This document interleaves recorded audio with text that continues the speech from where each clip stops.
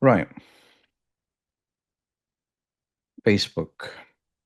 So the course intent or the session intent really is to understand the use of social media in digital marketing campaigns, understand the factors to consider when creating social media marketing campaigns, understand why using Facebook for business is important for business, be able to set up a Facebook business page, understand how to publish content. Okay, so who uses Facebook? Right. So what I want you to just think about is the demographics of Facebook users.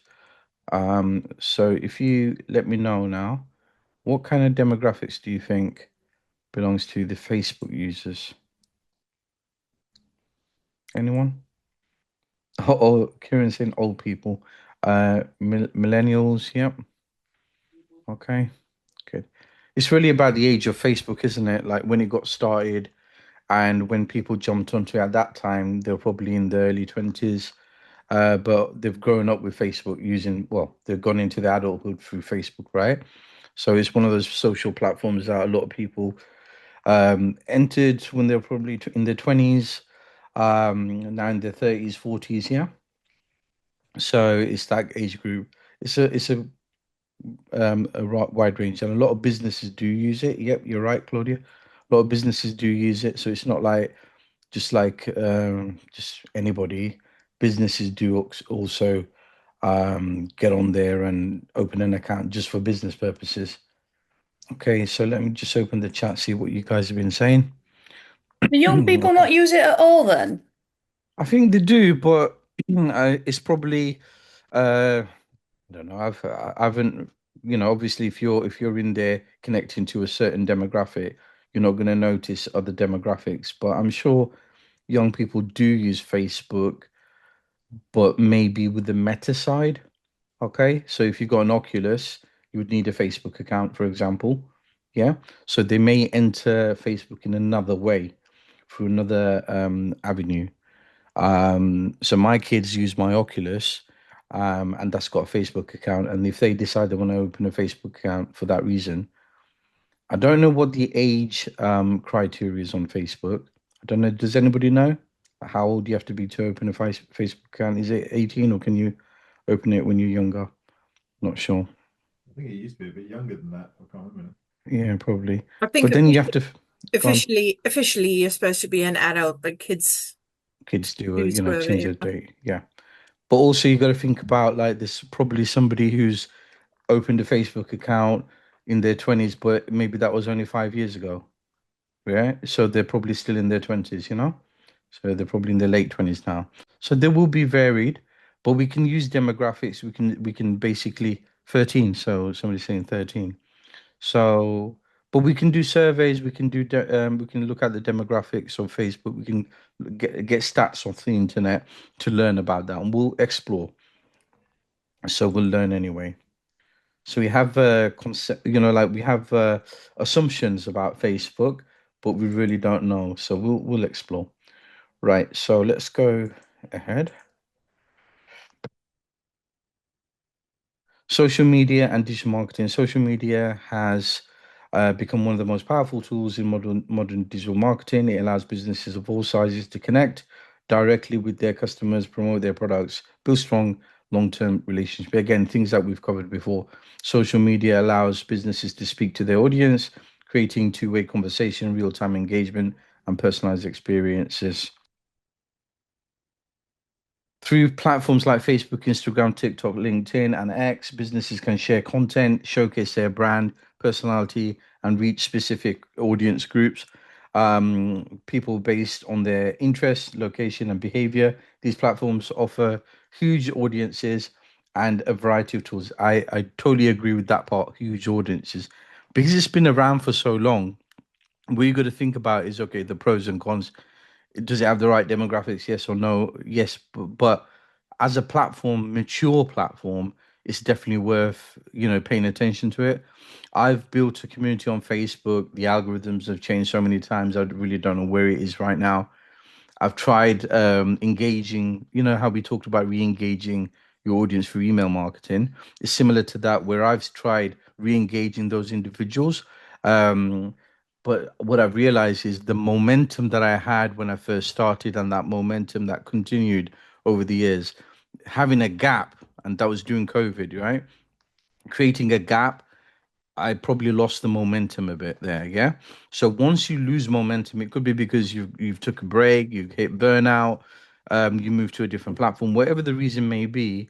What I've realized is that once you hit that, uh, roadblock, then it's quite difficult to keep get the momentum back.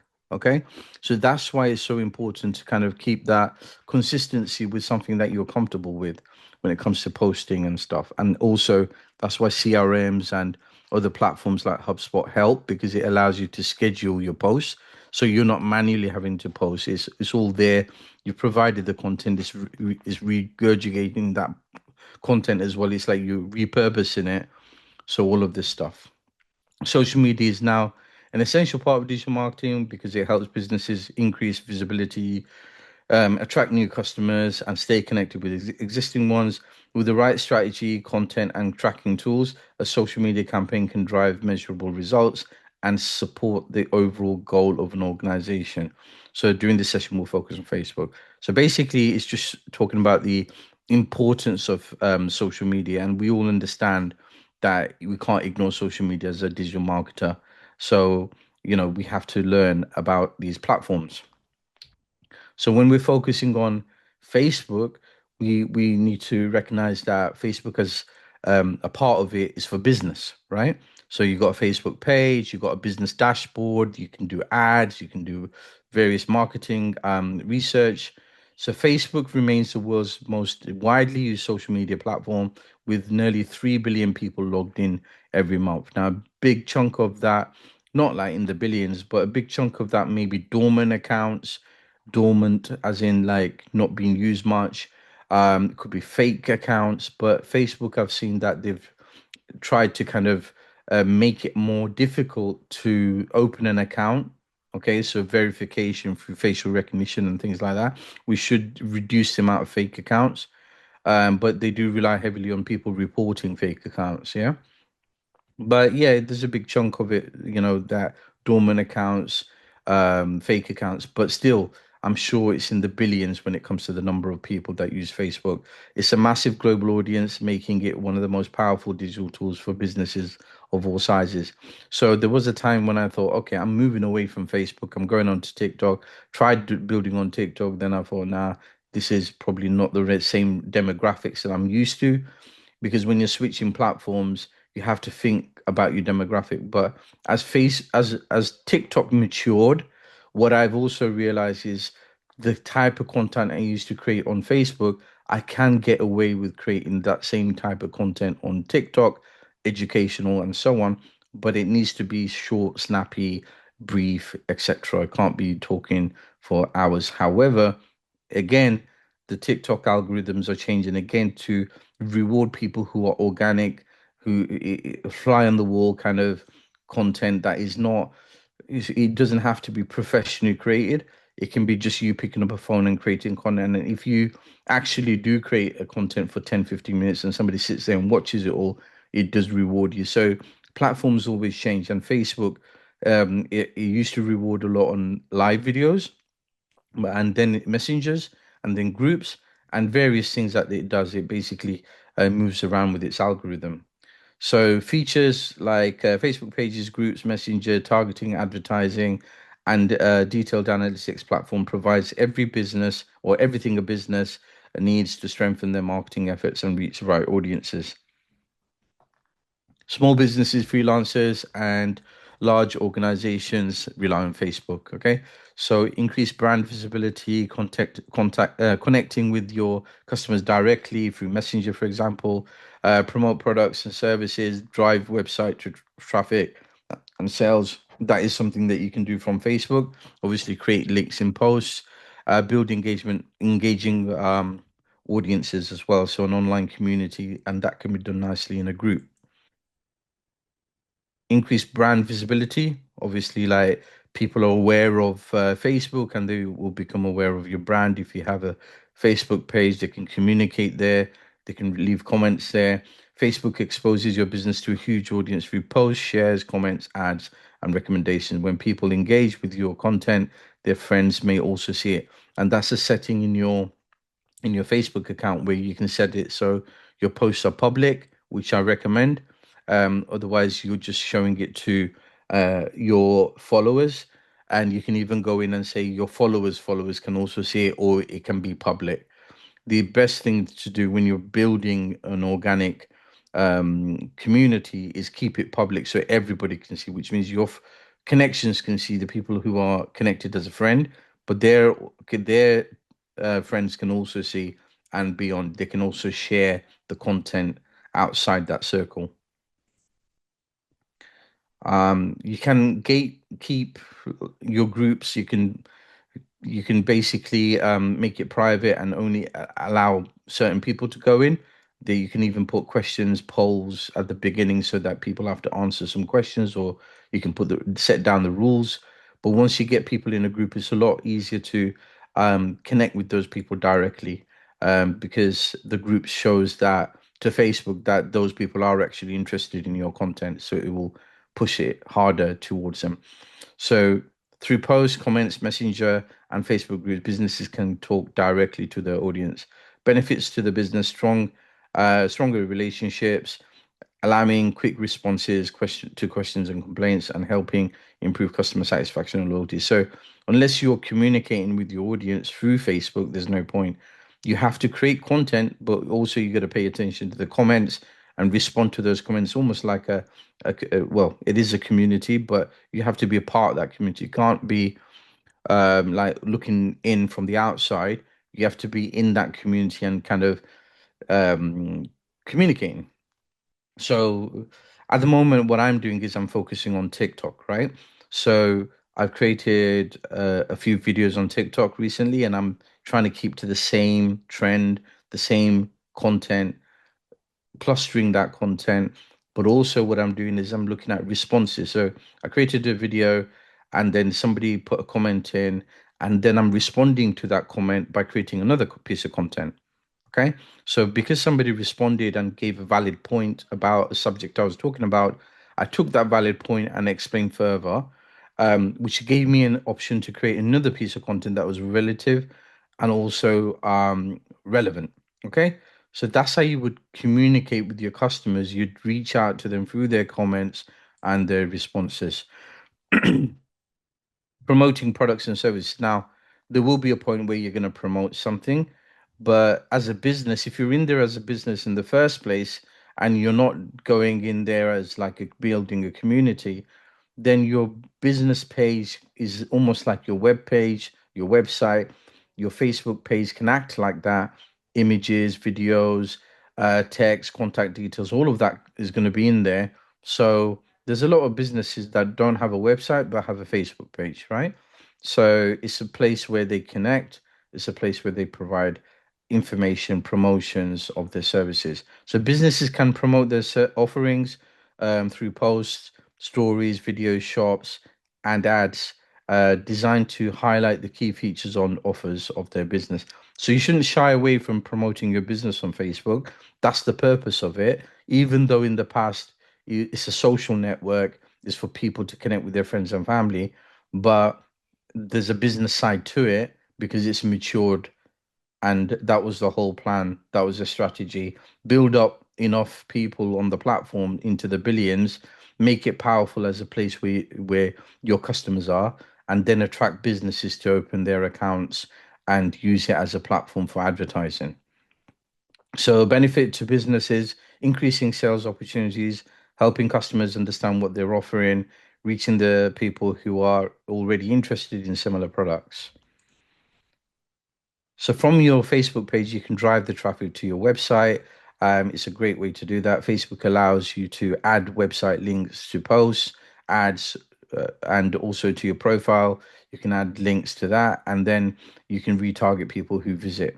So on my Facebook, you can see here, I've got my profile, and then the reason I'm not promoting a business or having something about my niche here and just kind of a picture of like a beach, and because it's kind of normalizing it. I'm showing that I'm just like you. This is just my Facebook profile. But the content I create is related to things that I care about. For example, I've recently been in to Sri Lanka. I was impressed with the people. They were really friendly, beautiful country. When I came back, there was a cyclone, so I've done a GoFundMe page and I put it there. Right, it's something I care about, but at the same time, there could be like a motivational quote that I've created, like "Don't search for the perfect moment, make that moment now." I would do things like that, and then I would talk about like a promotion where you can get access for $50 only for something that I would have charged a lot more, and a bit of information about the kind of things I talk about, a few images. So you're mixing up things that you basically matter to you and attract the type of people that want to get motivated, are into marketing, want to learn a bit of knowledge about blockchain, get a bit of more motivation. So I do motivation quotes, I do videos. So this is a video about the custodial and non-custodial digital wallets.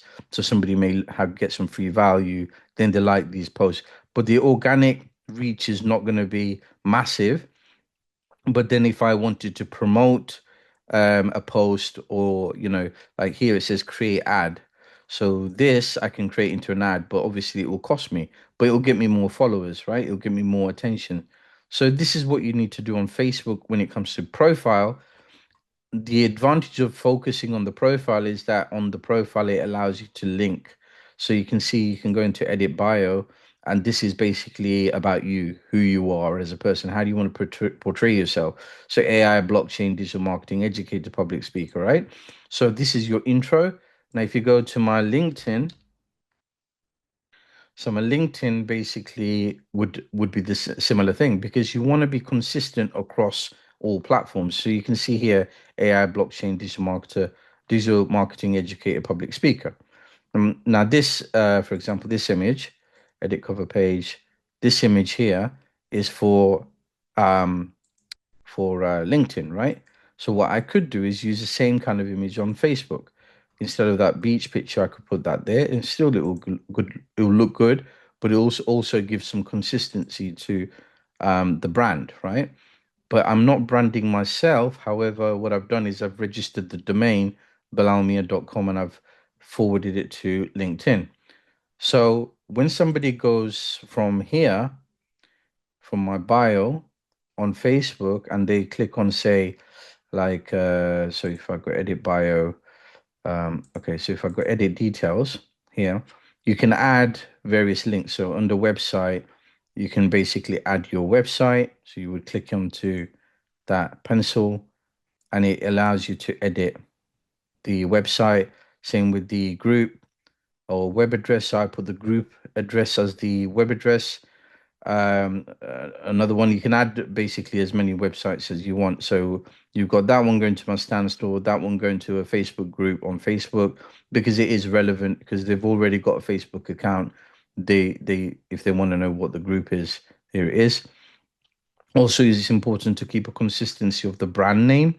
So on when you're creating the group, you're keeping the same name, and that's why it's important to secure these names early, just in case somebody else takes it, right? Then on Instagram, you've got the same brand name. You on YouTube, you've got the same brand name. You got on TikTok, you've got the same brand name, and that is the idea, that you keep the same brand across all platforms. Okay, and then obviously your other information, right?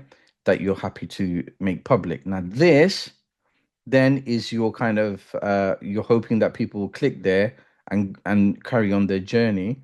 But if you're doing a promotion, you can do a promotion here. Like this video is like something I created when I was in Sri Lanka. It's like an explainer video of like coffee, a coffee business. And if you scroll down, it's like just information, right? Another thing here I can show you is if you click on the icon, it gives you the professional dashboard, right? And also any groups, any pages that you have.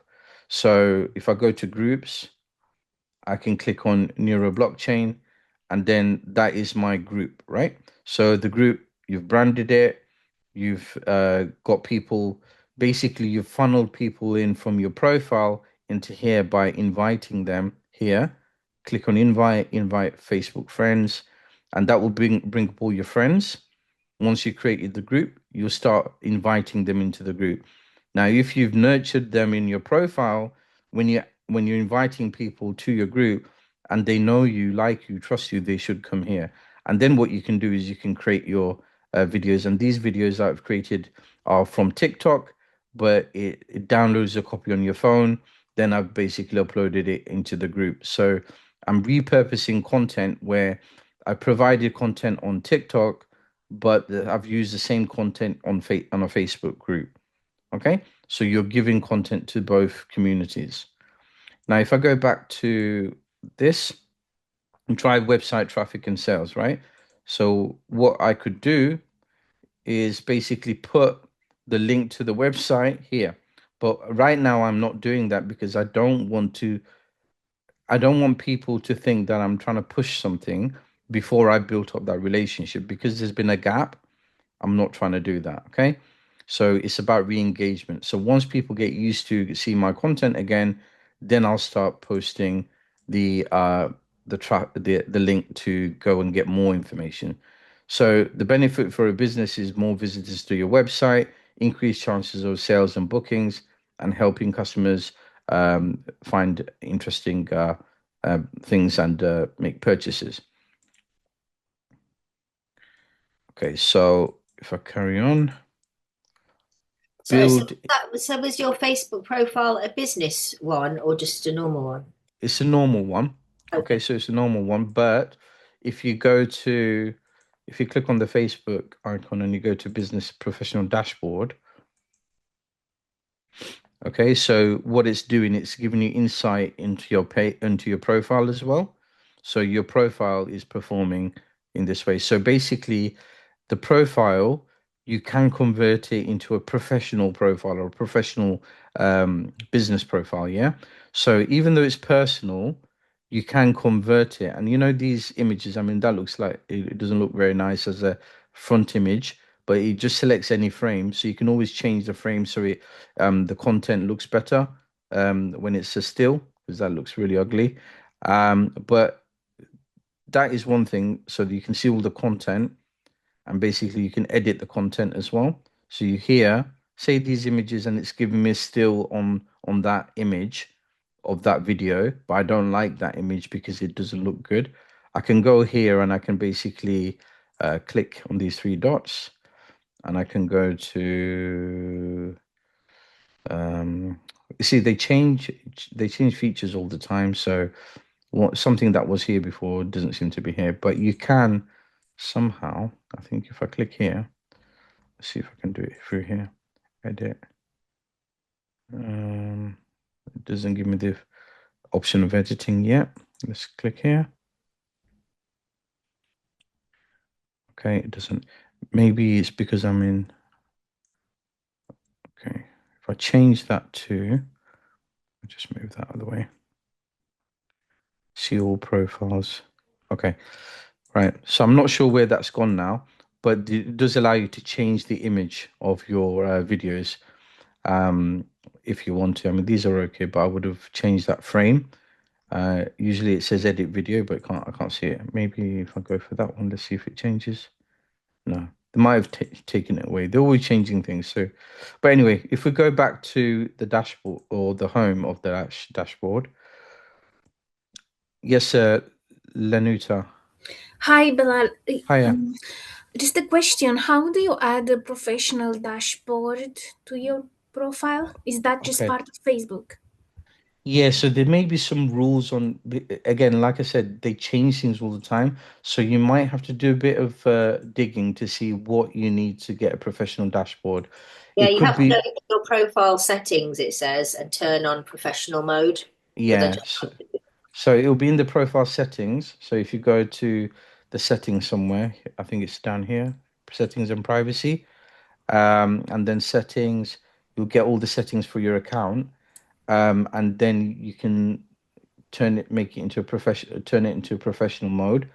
but there may be some criterias that you need to hit, like the number of followers and etc. I'm not sure because at some point I must have turned on professional mode and it allowed it to happen. So that's there, look, professional mode, right? So if I click on that, profile recommendation, okay, so professional mode, status monetization. So certain things would rely on how many people you've got on your profile. Like monetization may have certain criterias to monetize your content. To turn it to a professional mode, you might have certain criterias, but it'll tell you if you're not meeting those criterias, it will tell you what it is. Okay, thank you. Yeah, so if you go through it, like see if that's here on your profile. If it is, click on it and see if it's all okay. Like, can you turn it on? Messaging tools, turn on messaging tools. Yeah, for professional mode. So I haven't really played around the professional tools itself, but it is on a professional mode. Um, but again, if you go into the professional dashboard, you can see your insights, right? So the number of views you're getting, where it's peaking when you're creating content. I'm not even putting any effort in right now, but still you can see like 880%. So the increase on the number of views is like really high. And it's just basically, I must have created some content there in November. I can't remember what it was, but you can see I'm not really paying attention to Facebook right now. If I went back a few years, like I don't know if how far I can go, but let's see if I go back to when I was really active, say let's 2021 or something. I'll say about 2020. Okay, go back 2020. Okay, so let's see if it does allow me. Probably not. Yeah. I don't know how far you can go, but it would have been a totally different scenario when it comes to the engagement levels and everything. So it all depends on how engaged you are, and then that becomes, and then your profile tools, you got linked accounts, you can connect with WhatsApp, profile recommendations, see if your profile is eligible to be recommended to people. So you can click on that and see if it's eligible. Okay. I don't know what that did, but it's just spending some time with the settings, right? But I will cover some things about the group, the benefits of having a group and so on. Let me just go back to the presentation for a bit and just kind of get back on track. So build engaged online communities, right? And that is going to come from communication, providing content, but we'll look at that deeper. So, benefits of having a Facebook page basically it's going to allow you to communicate directly with your customers, share information, gather feedback, all the usual stuff. A Facebook presence, it also builds brand awareness and trust, gives potential customers the easy way to explore your services, visit your website, and so on. And it's a place to engage, right? Facebook also provides free real-time customer support through Messenger and automated chatbots, making it easier to respond quickly to inquiries. So basically, it's if you've got a business account or business professional mode, right, and you've got a Facebook page, okay, so if you haven't got one, you would go see more, and then you'd go down here and click on pages, and then you can go to Meta Business Suite, and that's another part I'll show you in a second. But you can create a page, so you can put a name. So if I go neuro blockchain, and you can hit a category, so education, okay, and then you can put a bio in there. So I can go into LinkedIn and just take that, okay, and copy that in. So this, if you haven't got a Facebook page, how to create a new one, and then you just click create page. Okay, and then you can change your logo and so on. But once you've created your page, You can put your website details in there.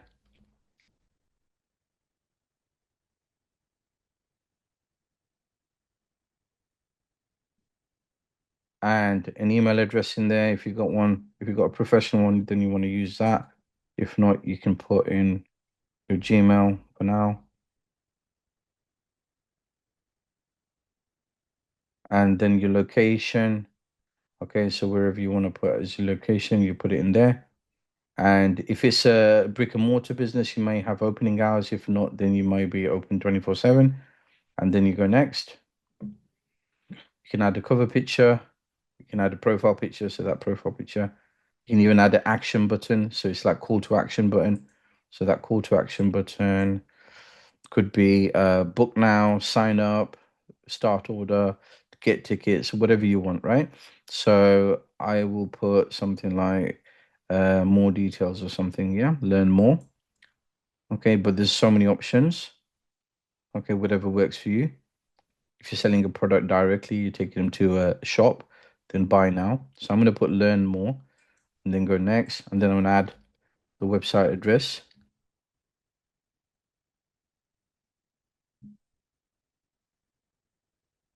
and then click save. And once you've done that, it's giving you the name of the page and your description, but also there's going to be a button there somewhere. So that's that action button. Go next. You can add your WhatsApp number if you want. You can skip it if you like. You can invite friends. I'll do that later. Page notification on your profile. So that will basically notify you, even when you're on your profile, it'll notify you. Marketing and promotional emails about your page. So basically, there are other maybe other ways of utilizing Facebook for marketing. So I'll keep that on as well. Click done. And that's it. Okay. So now I've got my page. I haven't customized it yet with the images, but it's done, and it will swap you to your page. So you're now acting as your page, not as your profile. So that will change. Okay. So when you're communicating with your excuse me, when you're communicating with your customers, you're communicating as Neuro Blockchain. You're not communicating as Bilal Mir, right? So you're communicating on behalf of your business. I was just trying to put somebody on mute. Just getting a bit of background noise from you, so I'll just put it in mute. Okay, so yeah, so once you're in there and you've created your new page, now you just got to spend a little bit of time kind of customizing it, making sure everything's fine. You've got a bio in here as well, and so on. And it will basically act as your page. But if you look at your page, it's very similar to your profile. If your profile is a business profile. So it's basically the same thing. So what they did over time was there was a time when your profile was different from your page, and what they've done is they've allowed people to merge their page with their profile. So if you had 1,000 followers on your page and maybe 500 followers on your profile, there was a time when Facebook allowed you to merge both. And when they did that, basically, they also made a decision to make the Facebook profile and the Facebook page basically very similar. Okay. The only thing is, like, you may find you have to go into here to get groups because it's new. You haven't customized it. It might look a bit different because you've customized your page, but it's the same thing. Look, I can go in there and I can manage sections, and I can go and keep my takeaway reviews, add like takeaway films, sport, check-ins because it's not a hotel or anything like that. It's not a restaurant. Can take away TV program, take away books, take away likes.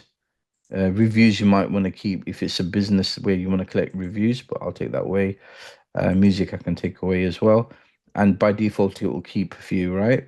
And if I click save now, okay, so now it's like keeping my groups here, but I want that here somewhere. But because it's got certain things like mention and reviews, my groups is hidden, but it's still there. And the reason mentions and reviews is here is expecting you to use your page as a business page. So that's why it's put the reviews reels. So you would use it very similarly to your profile. You would add photos, but this is, remember, your page.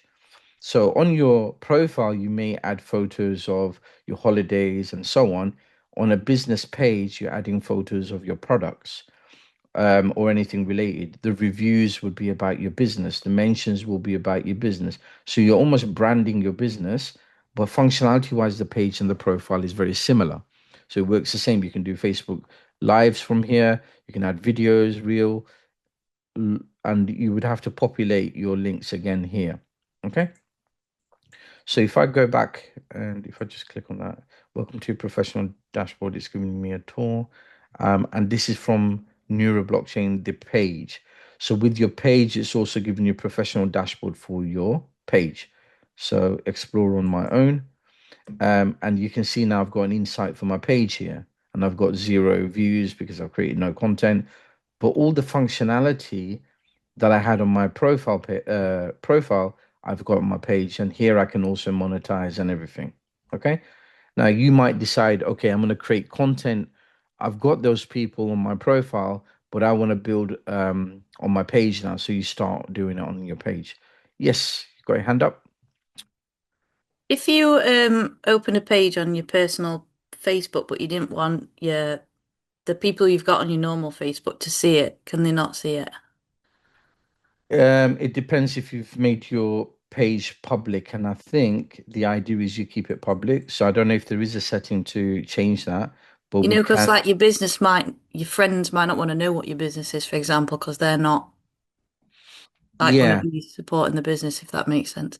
yeah. So in that case, what you do is you'd keep it separate. So if you have a profile, like I've got a profile here, what I've done in the past is I haven't used it to socialize, right? And I don't have my family on my profile. Okay. So when I created my Facebook page, it was for business. But in your case, and in many cases, your profile may be full of family members, right? Now, what you're saying is, I want to keep my page separate from, so I don't want them to see it, right? What I'm doing and my hustle. Yeah. In that case, what you would do is you'd create a page. You'd have no connection with that page in the sense that you don't have your profile picture on it or anything. You put your brand in there, so nobody can tell that's me, and I can switch it over and I can start creating content, doing things for my business, and it doesn't have any connection with my friends. Even though I'm going through the same account and opening it, it really doesn't have any connection with my profile. So 0 followers, 0 likes. So any people that you promote this to will get this information. Anyone who discovers it will, but there's no connection made here unless you sharing it on your profile. Okay, does that make sense? Yes, thank you. Okay. So it's really how you control it. You might be tempted to share it on your profile because you want followers, but if you're starting fresh, what I would say is start creating content here. By default, it's public anyway, so people will start noticing it, and you can share it with people who you do want to see. So what you could do is if you've got LinkedIn and your LinkedIn audience might be different, then you might want to share on LinkedIn, and your friends, your family may not be on LinkedIn. So on LinkedIn, I've got all these followers who are all in the industry of either blockchain, AI, or education, and they're all in a professional role. So if I'm creating this for business, it would make more sense me sharing it on my LinkedIn and getting those audiences who are interested in the business side of things and not the social aspect of it. All right. So if I go back now,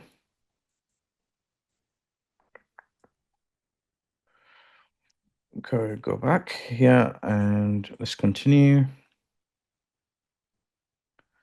So why create a Facebook page? Most people already have a personal profile, which is designed for connecting with friends and family. A Facebook page, however, is specifically built for artists, public figures, brands, businesses to engage with their audience in a professional way. So basically, you're putting a professional hat on, you're being professional, you're representing your business. before setting up your page, if you already have a Facebook account, you can easily create a Facebook page like we just did for your business without setting up a separate account. Facebook does not allow multiple personal accounts using the same email or phone number, but it does allow you to manage multiple pages from your existing personal profile.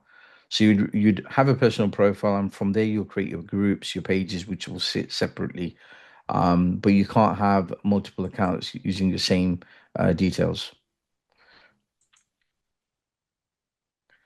Setting up a new page. So basically, we've been through it. So the name, the business email address, the phone number if you want, the logo, a website link, and that will create the page. But we've just been through. I showed you a demo. So it's just basically taking you through that, what we just covered. Okay, so I showed you practically, and we opened a new Facebook page, and you can do the same. It's quite simple. I'll just quickly show you where to go to create it. So you on your profile. When you're on your profile, you'd go to the Facebook logo. Under that, there's some options. You click see more. When you click see more, you scroll down to pages, click on pages, and then it says create page. So I've already got one page. I can create another page. I can create multiple pages for multiple businesses. Okay. And if you're not using a page, you can also deactivate the page after. But it is, you can run multiple businesses with business pages from the Meta Business Suite. If I click on that, now clicking on that, it basically, what it will do is it will take you to another page, um, a home that looks like a page, but it's not a page. It's basically your business suite. Now here is what it tried to do is create something a bit like a CRM. Okay. It has some functionality that is a bit different. For example, it connects your Instagram from here. So you can connect your Instagram. So you would click there, you log into Instagram from here. Okay, and you click allow, continue. Then if you want to allow cookies or not, then you put your Instagram details in here. And then your password. And then log in. So you're logging into your Instagram. Once you've done that, and maybe I've forgotten, so let me try a different password.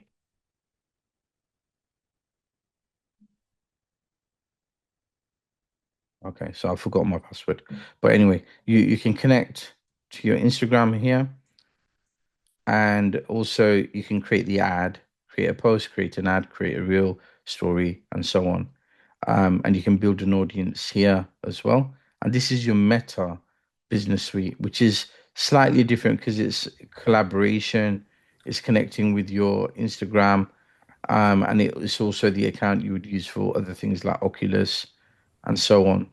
And it's just additional tools as well. Okay, so if I go, so you've got the ad manager here. This is where you do the ads from. So you can see the account overview. So once you, excuse me, once you want to start advertising, marketing through Facebook, you have to go through the Meta Business Suite and do it. And it'll give you all the options like to do ads. So you can like have ads in there. You can create a new ad. Just a quick question, Yep. Bilal. How does it connect to Instagram? So when you do it, when you do this connection with Instagram, does any post you post on Instagram goes on here? No. So basically, when you're connecting to your Instagram, you'll allow certain functionalities like to invite your Instagram followers or market to them with the ads. It's basically it'll give you some features, but one thing it won't do is post your Instagram into your Facebook. But you can do that manually. You can basically share to your Facebook. It just talks to one another on certain functionalities. I Because sorry, I'm a bit off the carry subject. I on. was trying to create a landing page in my Wix Okay. account for my Hmm. website, and then that I couldn't post that landing page anywhere. I don't know Okay. why. I didn't know how to do it. Okay. We'd have to look at Wix to see what's going on. but we're covering Facebook at the moment. When Sorry, if yeah. we, it's okay. Yeah. If we cover Wix at any point, then bring that up and then we'll look at it. Yeah. What if you don't use Instagram? Then that's fine. Don't connect it if you don't use it. You don't have to connect it. But it's telling you here, after connecting your Facebook page, Neuro blockchain to Instagram, people who manage the page or Instagram account will be able to manage tasks for both profiles. So if you already say have a lot of followers on Instagram and you've also got a person who's managing it for you, you may want that to be connected to the business suite so that they could also manage from both profiles, right? So that you're merging both of them because at the end of the day, Instagram is also owned by Meta, right? So you're merging it. So content, so depending on people's assigned access, these tasks may include content and ads, insights, messages and comments, settings and permissions. So you could give somebody the permissions to post on your Instagram and on your Facebook, but from there they would need the analytics, which they can see here. Okay, so you're merging the platform where you're running your business. So you're managing Facebook and Instagram from one dashboard, basically. So if you're quite active on Instagram, then it makes sense. If you're not active on Instagram, you can just focus on Facebook, right? And then really you want to be here when you're marketing, so because you've got the ad manager, so you've got account overview, which will give you an account overview like how you're getting on, what's going on with your account, is it healthy, have you got any warnings, that kind of stuff.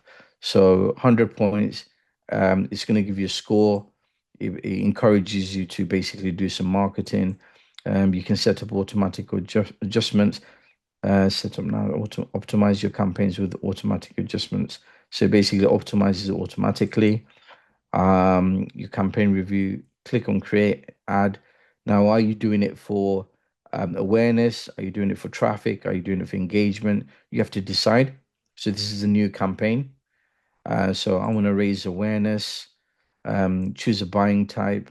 So if it's a campaign, obviously you want them to take an action. So are they buying something? Are they auctioning, or is it something like a reservation they're making? So you can select that, but that awareness may not be. So it tells you here awareness.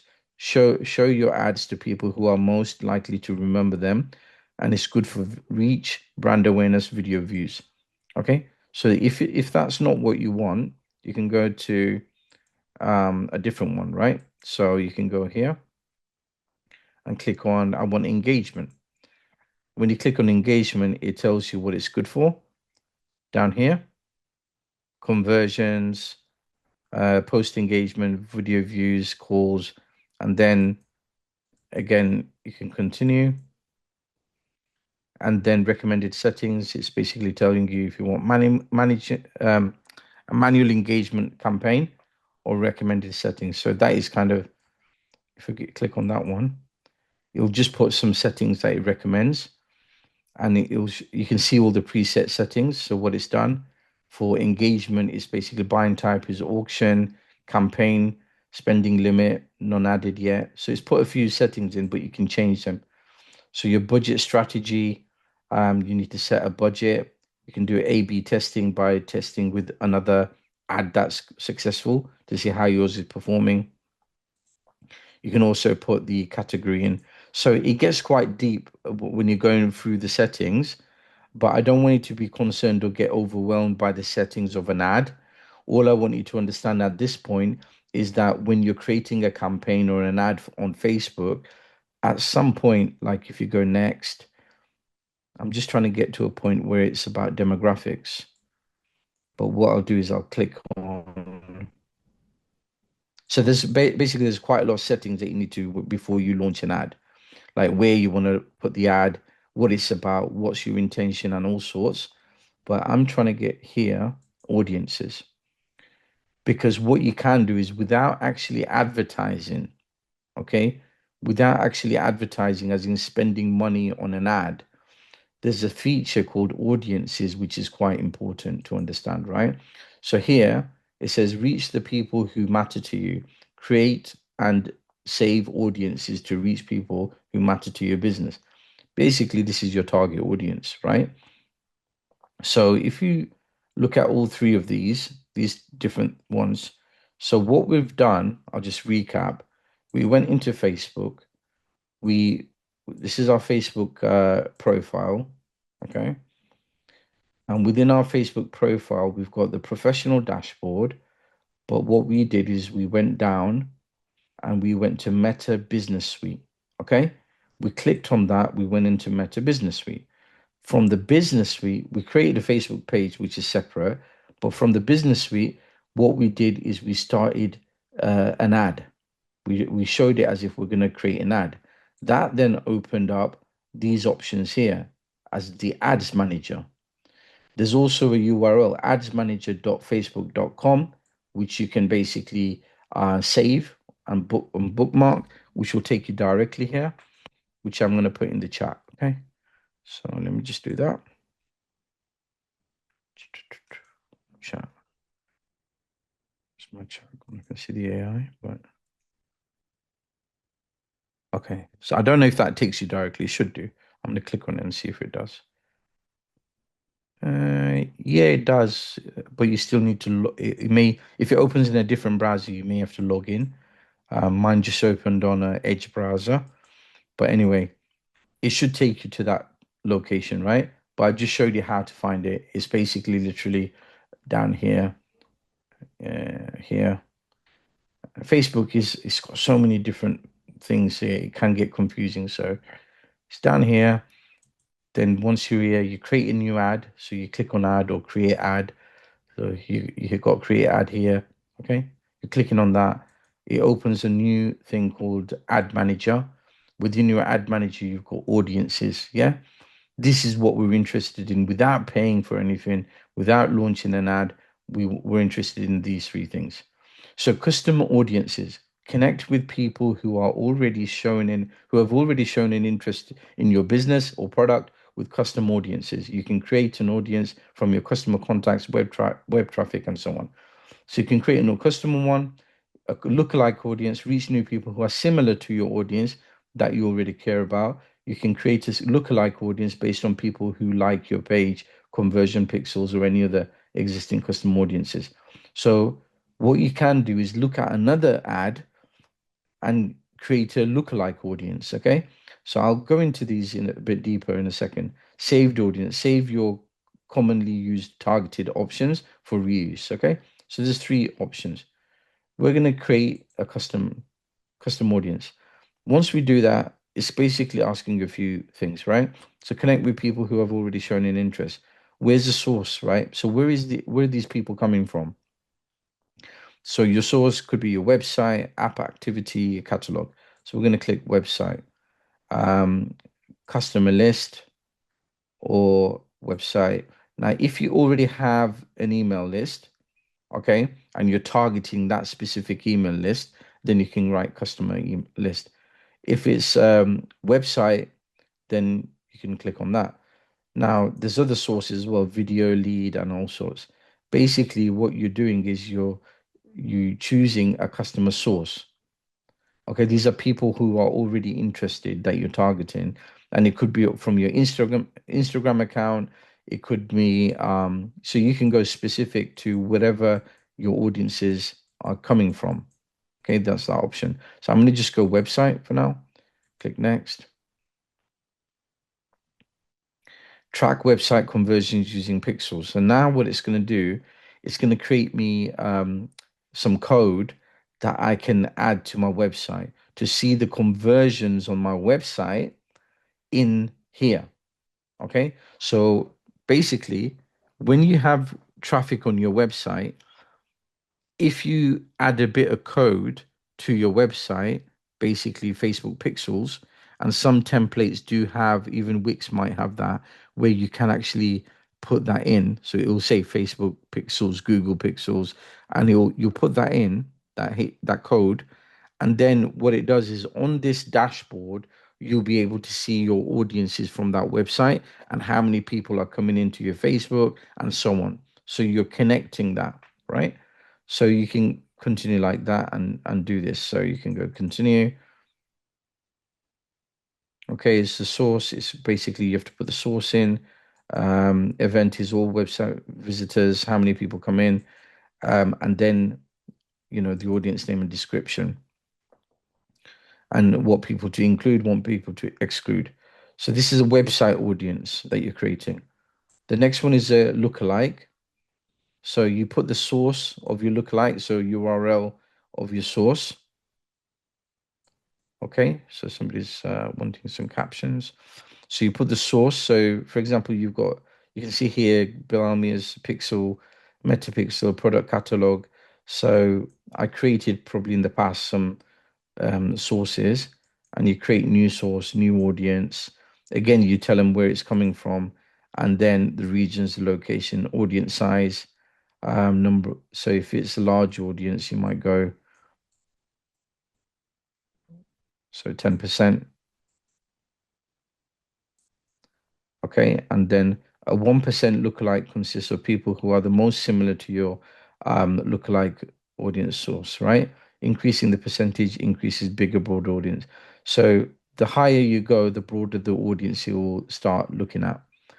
So a lot of this, if you're looking at it for the first time, it's not going to make sense to you because you might not have a website, you might never used it like this, but all it's giving you is an opportunity to create a lookalike audience. Okay, basically take the demographics of another ad and then create a persona for you that this is the type of people that I'm trying to target as well. You can also get an audience data from your website and provide the demographics in on this platform so that you can measure who the demographics of those people, because some of those people may also have Facebook accounts. Okay, so it's about linking, because your audience is the same, it's just they're moving from one platform to another.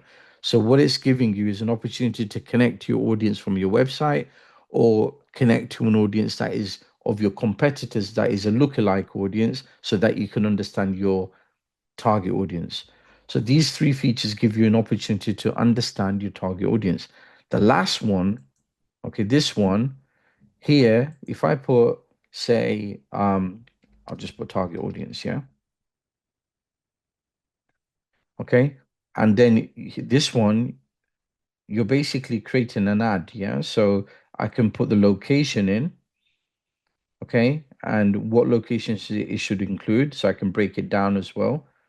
I could also put exclude, so you should maybe look at Lincolnshire but exclude Boston, something like that. The minimum age, and you can also exclude audiences, so you can look at, sorry, search existing audiences, languages they speak, um, the range and what gender they are, and then look at the demographics, right? So you can look at different demographics. So let's do this. So for example, so target audience, UK, minimum age, that's fine. We're not going to exclude anybody. Languages, it's fine, leave it as it is. Search existing audience, okay. All gender, okay, that's fine. And now with the demographics, interests, and behaviors, this bit, I'm going to put, let's see what I put. I'll put technology. Okay. Now, when I put technology, you can see it's suggesting certain things. I don't know if I can move it up, but maybe I can reduce the size so you can see it. Okay, it might look tiny for you, actually. Let's see. Just so you can see the different things it brings up. Technology. So it's here, it's bringing up technology, computers, and electronics, and it's giving you the size of the audience, yeah, who are interested in technology. I'm going to have to increase that a bit more because you can't see it.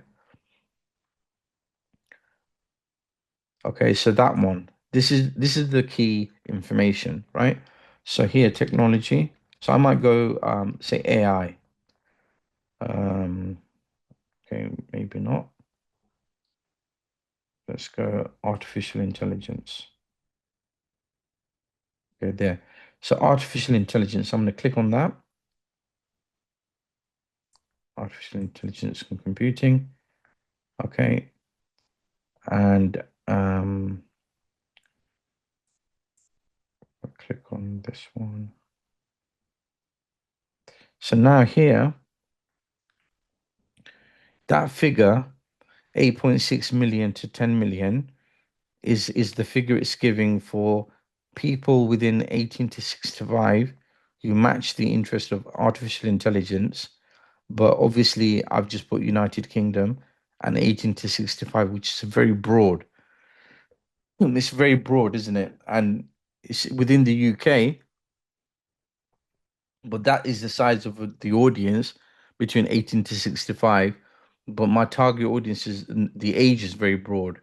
Now I could go into men only. Okay.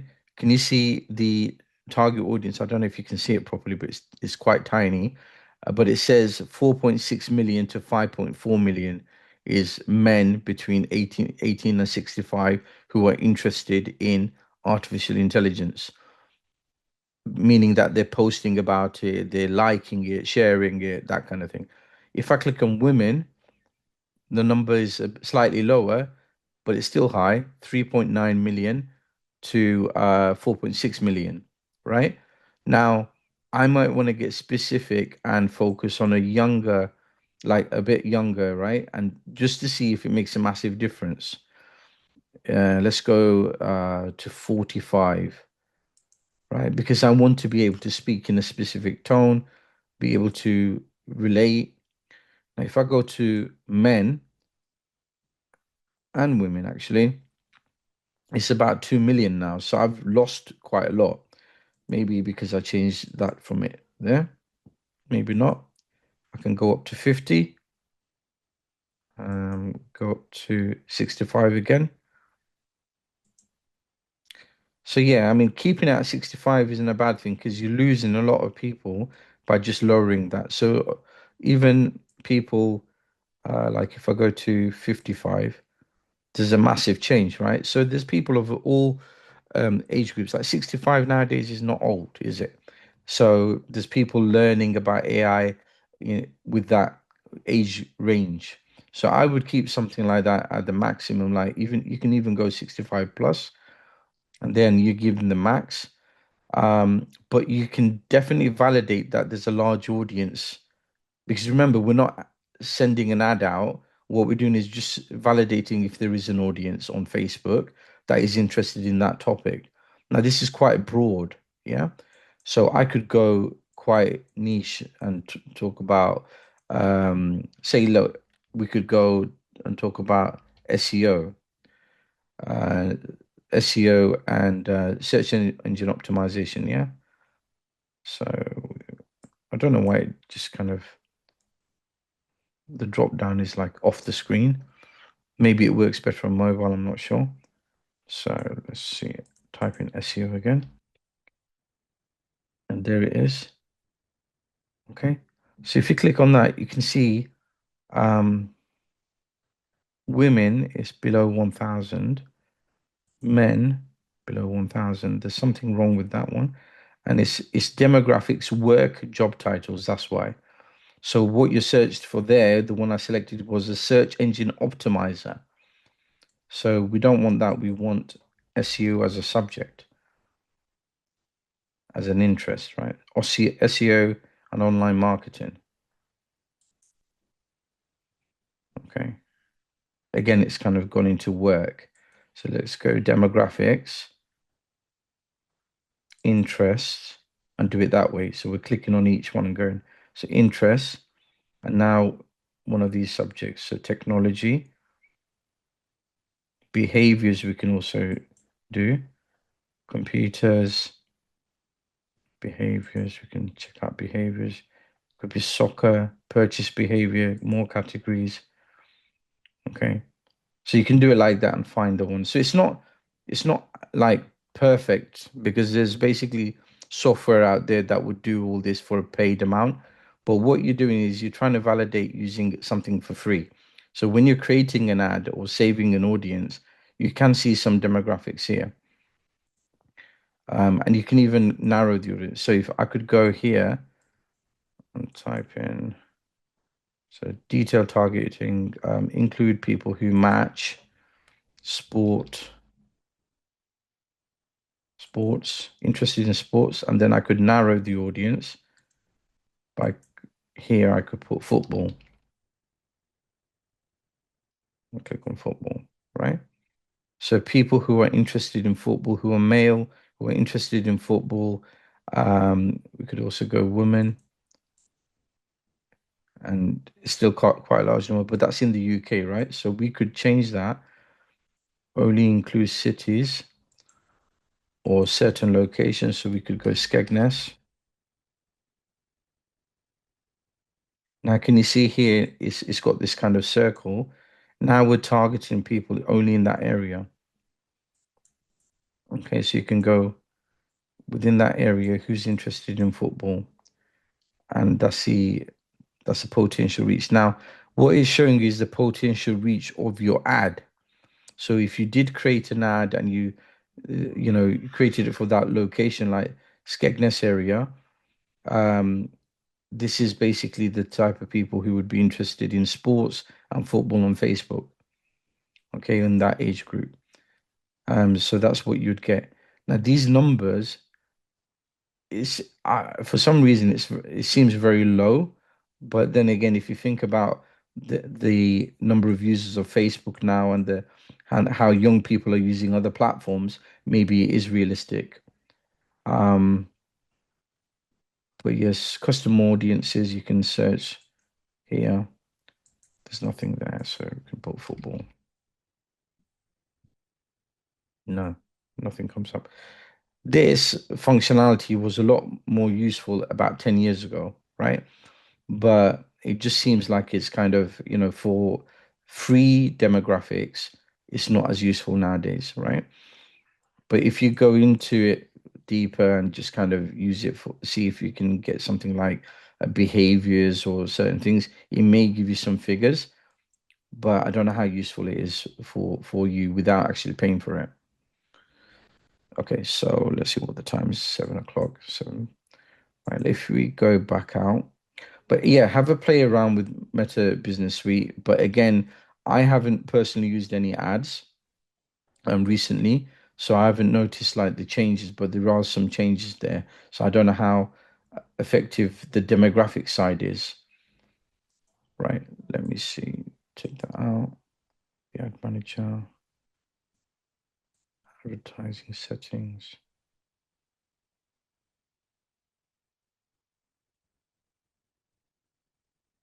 There's just so much information with Facebook that it's overwhelming. You can see like here, the advertising settings, what you can do. There's so much stuff. There's a lot.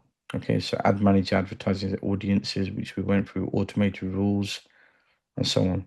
But what I'll do is I'll look into it a little bit more, kind of educate myself as well around Facebook ads. And if I learn anything new, I'll definitely relay it to you guys. But yeah, you can see all your previous ads. So I just clicked on campaign, so I can see previous ads that I've done, how much I've spent, the budget I had. So you would basically have a certain budget, and you're paying by per click. So it will charge you from that. You put your bank details in, and it'll run that ad on Facebook. So you can just basically control all of your ads from here. So you can go create. And it takes you back to there. So what you need it for, trying to collect leads, click on that. And then here's your ad campaign, which you need to set up. So you would have to put all this information in again, how much you want to spend, what you're creating it for, and then just publish it and make the payment. And this is where I think some of the demographics actually works better once you've made the payment. So certain things are good even before, but once you've made the actual payment, I think there are some other functionalities that come in. Because again, Facebook changes all the time. Right, so let me go back here, and we've covered this. Just going to come out of this one. Just close that. minimize that a bit.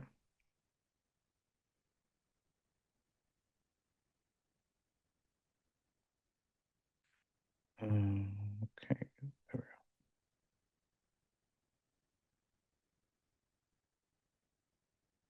Right, so we've done this. We've opened a Facebook page. Carry on. Okay, we've completed this bit. So we've done all the Facebook page part. Okay, so now, okay, so I want you to create a Facebook page. The Facebook ads part that I just showed you was basically, it's not on the presentation, but it was just an additional thing that I wanted to show you for demographics. But like I said, the demographics side has changed since I last saw it, which was about 5 years ago, which is a long time. So it's not as efficient that how you could use it before. They probably realized that okay, people are getting away with free demographics and all that, and they restricted some features. So ignore that part if it confuses you too much. Just kind of don't worry about the Facebook ads part.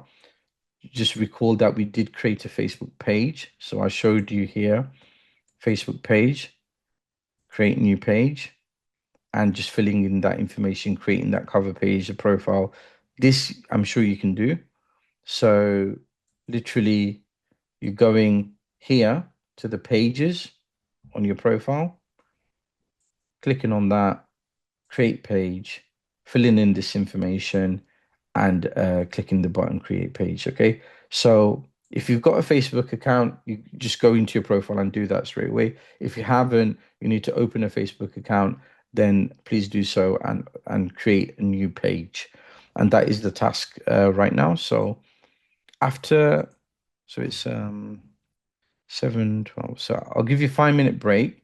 So have a 5 minute break. Once you've had your break, then get started on your page. Okay. And let's have 15 minutes. So 5 minutes break and 10 minutes to do your page. And then once you've done it, once you've created it, share the link of your page into the Zoom chat, please. So is everybody okay with doing that?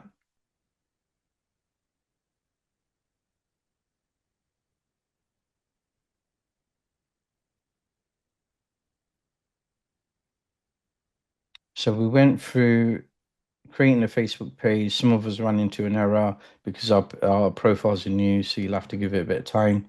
But once you've created your page, you need to obviously give it a name, give it a profile picture, give it a banner, put some contact details in there because it's your business, opening hours and such. Once you've done that, you can have some categories you can add. When you type in the category, just press return to lock them in. You can put a bio, and the bio should be short and explain what your page is about. And once you've done that, you can basically click next, put your phone number, address, and everything in if it's a brick and mortar business. And once you've done that, you just basically add a call to action page, sorry, action button. So whether they sign up, whether they learn more, whatever they should be doing to take action. And then once that's done, you publish your page. Okay. So I did that with this page. I created one. So I did the same as you did, went into pages, and then created a page. So I went pages and then where's it gone? It's gone now. It's moved to, well, this one's here, but I don't know if I can create a new page now because I've just created one. So my create page is gone now. I'm not sure why, but anyway, we'll find it again somewhere. So it was here. Let's see. Yeah, so maybe it restricts on how many pages you can create straight away. But yeah, so I created this page, and then if I want to open it, just click on it.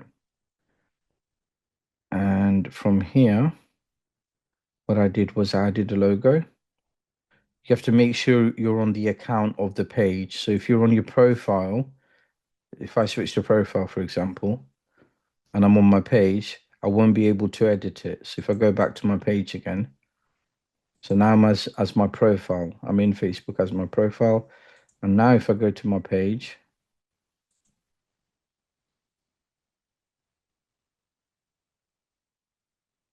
so I go there and I try to edit this, I'll only see it. I can't edit it. There's no editing function, right? So if you're trying to change your profile picture and stuff, make sure you switch to your from your profile to your page, and then you're in Facebook as your page. Then you'll see a little camera there. You click on that. You upload your image, and same with this. You cover photo. You can change in the same way, and you can click on edit here, and you can select an avatar if you want, but this is important. What your page is about, your email address, your web address, and anything else you want to add. Price range, social links. Okay. And then you can go to privacy. If you've got privacy policy, you can add that. You can add other stuff as well. Some of it will be relevant, some of them won't. Any mentions you get will appear here. Reviews will appear here if anybody gives reviews. You can also encourage people to give you reviews of your products. You can put videos on this section. So once you create videos, you can go create reel, and you can add video, upload video, and then they will appear here. Same with photos.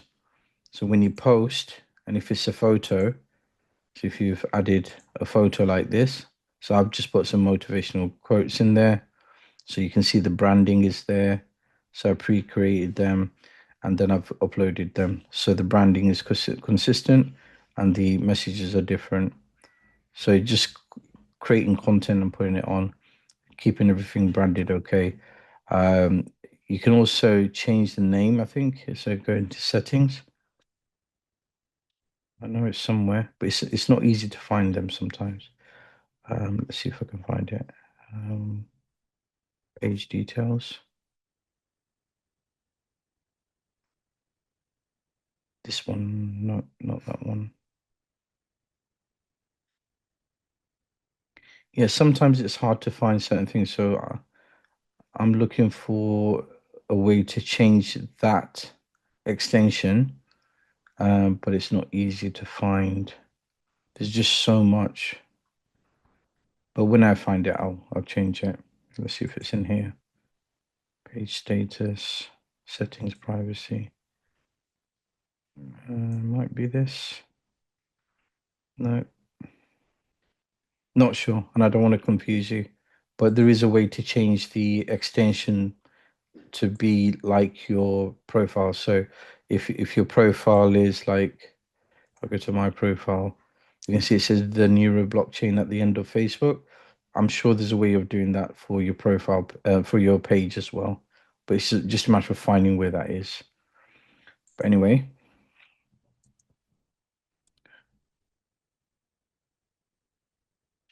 okay, so let's go back.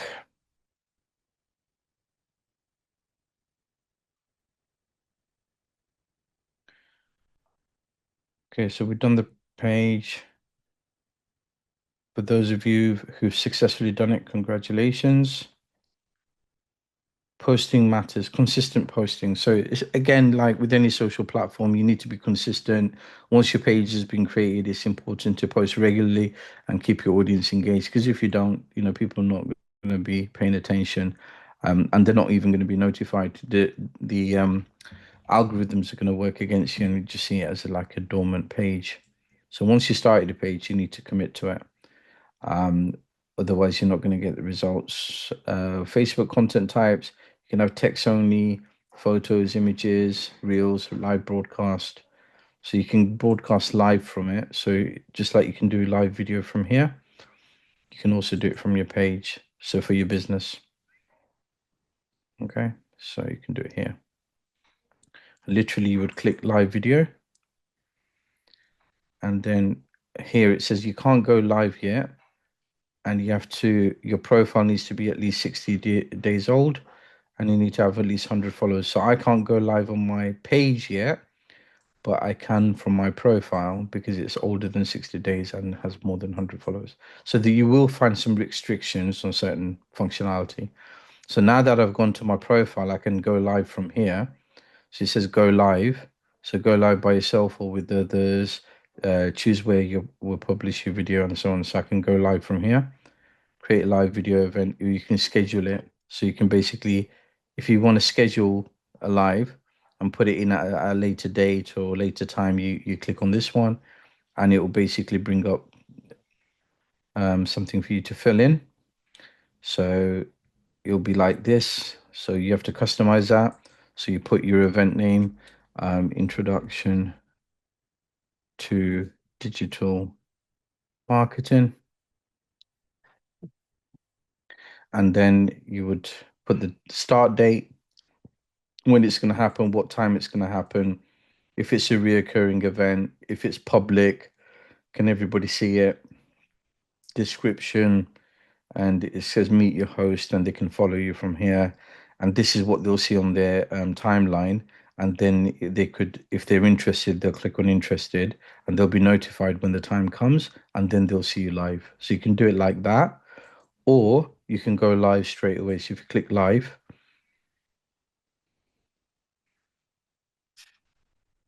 okay, so connect to a streaming software and go live. So you can connect to a streaming software like OBS, which allows you to have more control. Or if you don't want to use the streaming software, and you want to just use a webcam, you click on that. And then obviously you'd have to allow your uh, webcam here. So allow. Okay, and it's not going to let me because I'm using it for you guys on this course. So my camera is occupied right now. But at this stage, what you'll see is yourself. Your camera will show you, and you'll see what people will see. And then there'll be a live button, and you click on that, and you're live on your Facebook profile. And the same will happen with your page, but you need 100 followers, and the profile needs to be over 60 days old. Okay. So that live broadcast is very valuable if you can do that. It's important, but obviously you have to meet those criterias. Okay, so carrying on, just going through all the different types of content you can have. You can have text-only content, so text-only status updates, simple form, just like using X, putting out tweets, a bit like that, just kind of keeping people up to date. You can also have photos, be more visual, which works better. And you can add a description to the visual. If it's about your business, then it could be about products. It could be just something related. It could be something that you're creating for entertainment. It could be that you're posting about an event. Videos as well. It could be product videos, product launch videos, marketing material, for example, explainers. So it could be short, engaging videos that allow you to communicate, because the habits are still the same. The attention is still very short. So creating long form videos on Facebook doesn't really work. You can get away with it, but ideally you want to create short, sweet videos.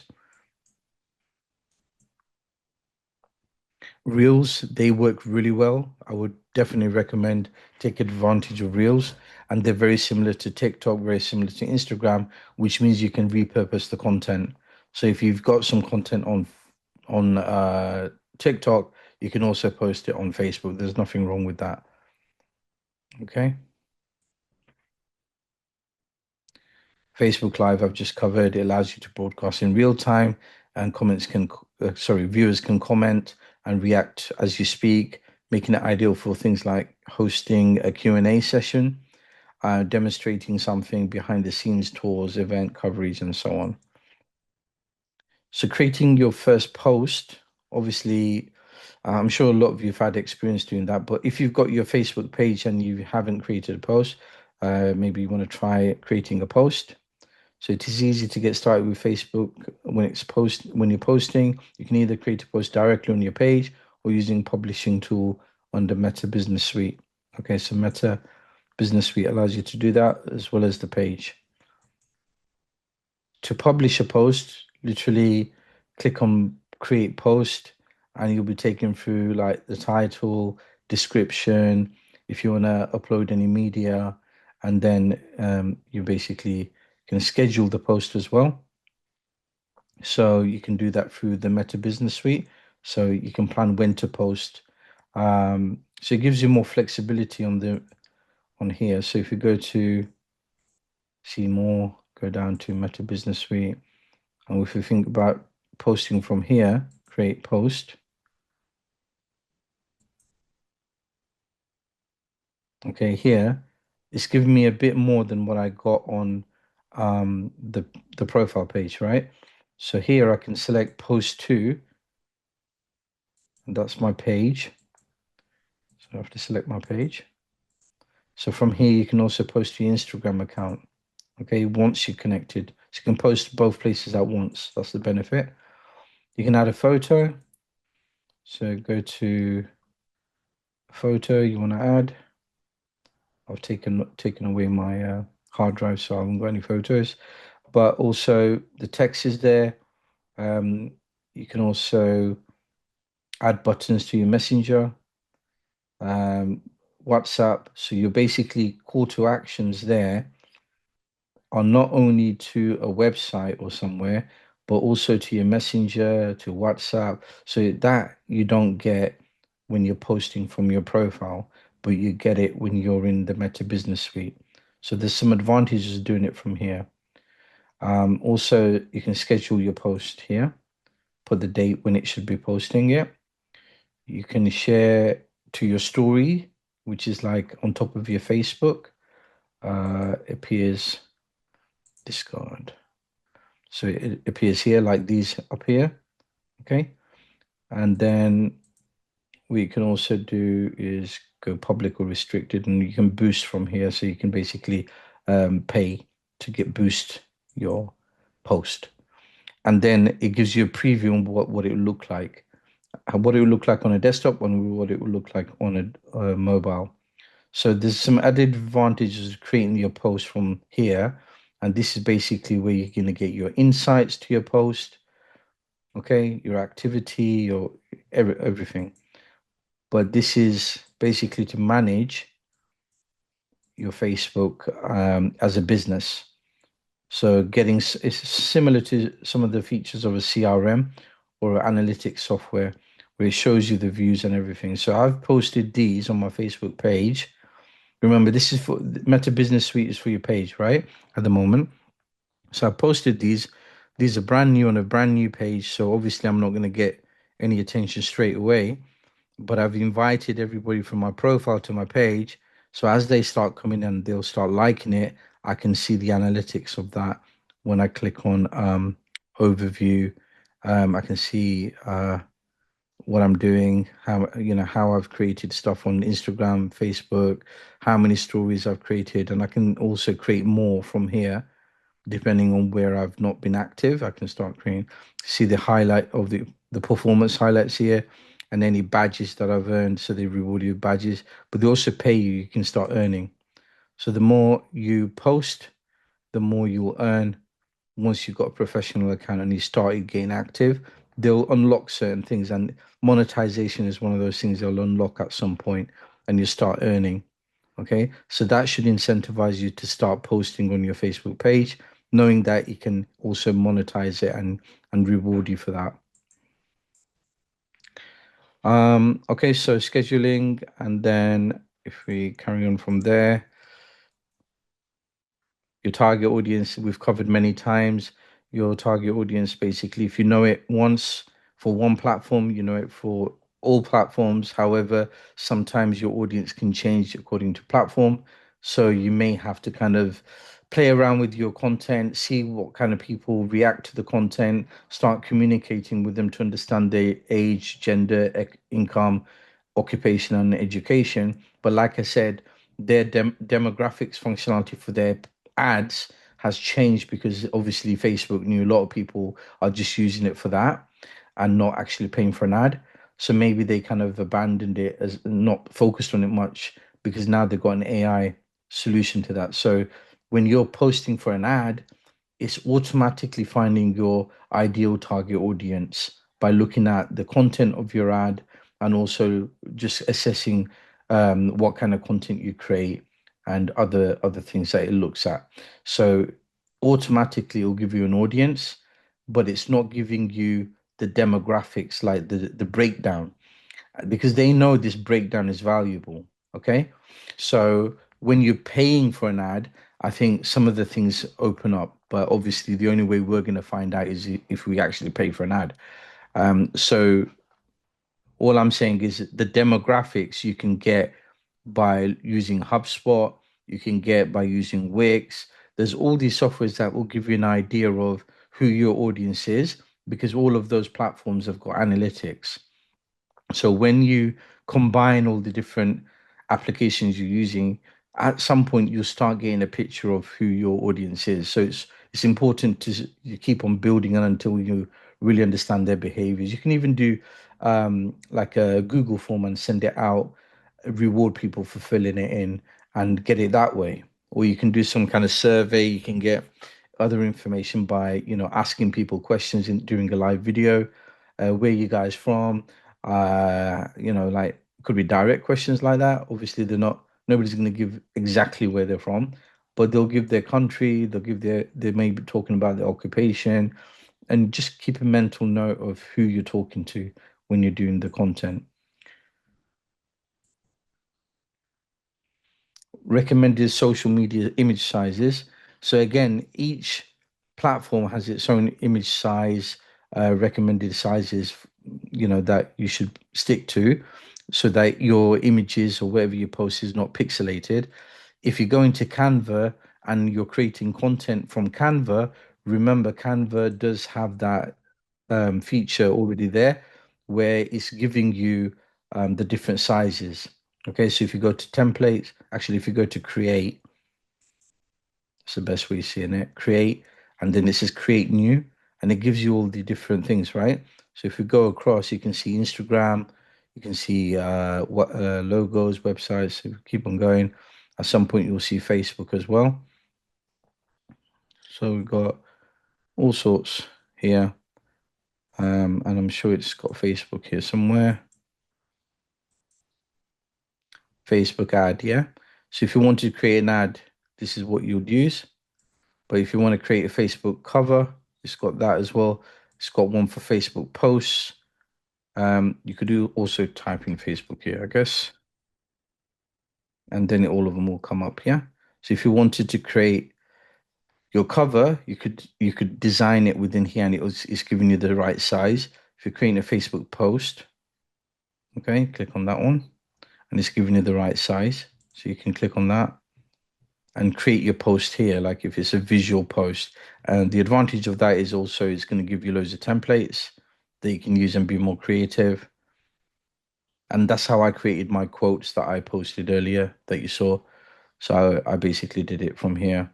So I can go uploads. I can go elements. I can go design. But design is the way you'll get the template. So I basically chose a template from here. Something like this. I can't remember which one it was, but I found it here. So you can type in within templates. You can, if you're doing quotes, you can type in quotes, and all these templates for quotes come up. Okay. And you can even write like your subject. So if it's tech quotes, then you'll give like technology templates for quotes that you can use. Might not always work. Health. So, images that relate to health that you can use. I think if you don't confuse it too much, if you could just write quotes, then the ones specifically for quotes come up. And you can always customize them. Let's say that one. And then you can click on that and just change the text, give the website, and then you just share. From here, you can do it directly to your Facebook story. You can do it direct to your Facebook page. So if I clicked on Facebook page, obviously, I would have to connect my Facebook, right? So I would connect my Facebook by logging in here. Continue, it's recognized, continue as Bilal, and then it's connected. Okay. So every time you give access to something, it will be able to get that functionality. So it's asking me if I want to put it on that page. Obviously, I haven't edited it yet, so I'm not going to do it, but that's how you would do it. And that connect to a new account. I think it allows you to connect to one account, but if you want to connect to a different one, then it's premium. But anyway, if we go back to sizes here, this is what we're talking about. These sizes are already in Canva, so you don't have to remember them. In the past, I had to Google the sizes or look for it on Facebook somewhere in the help file, but basically they're in Canva already. Considerations when using social media. Obviously, your target audience, you need to know appropriate platform for your post, effective call to action. What is it that you want them to do? Think about scheduling. Why do you think about scheduling? Does anybody know why scheduling is important? Anyone? There might be certain times when your main audience is online. Yep, very good. So your main audience could be online at a time when you can't post, you're asleep, right? So you can schedule it in advance for that time. You can batch create your content. Yeah, batch create your content. So you're doing it in advance, and then you scheduled it so it's going out as if you're posting it manually. Okay. And it helps it to be consistent, the gaps between posting. Yeah, that as well. And you Definitely. can be on holiday on a beach and still have some Yeah, you could content. be on holiday while you're earning money, and all the money's falling down from the sky on your lap. Yeah, you've seen these pictures, yeah? How do you schedule it? When you're going into the post itself, I think it gives more flexibility when you go to the business manager. So if you go to the Meta Business Suite, okay, and use that function to post because you're posting on your page, right? So this is connected to your page. So here, when you create a post, when you click on that, one of the functionality here, can you see scheduling options? Oh, You turn that on, and then you can put the date in. Oh, okay. Okay, so schedule your post for times when the audience is most active, or manually select the date and time. So you can basically put the most active times. So if you create it on Canva and you link your Facebook, will it post it when you set the time here? The scheduling, if you're posting it via Canva, I don't think the scheduling function is in Canva. So you might have to, like, if I do it from here, I think it'll just post it straight away. I don't think there is a scheduling, it'll bypass that. So I would say download it, the image that you want to post or the video, whatever it is, create it, and then go into your Facebook and do it from your Meta Business Suite. Also, once you started using your Facebook page a lot and there's some activity, there's some interaction and stuff, it'll basically collect that information because it's a new Facebook page. It's not getting much, but it will tell you the most active times here. Okay. So you'll see the most active times on your page, like when people are more active on your page. So obviously you'd have to build up your page to that point, but at some point you will have information here which allows you to get the right time, the most effective time. Okay. Yeah, thank you.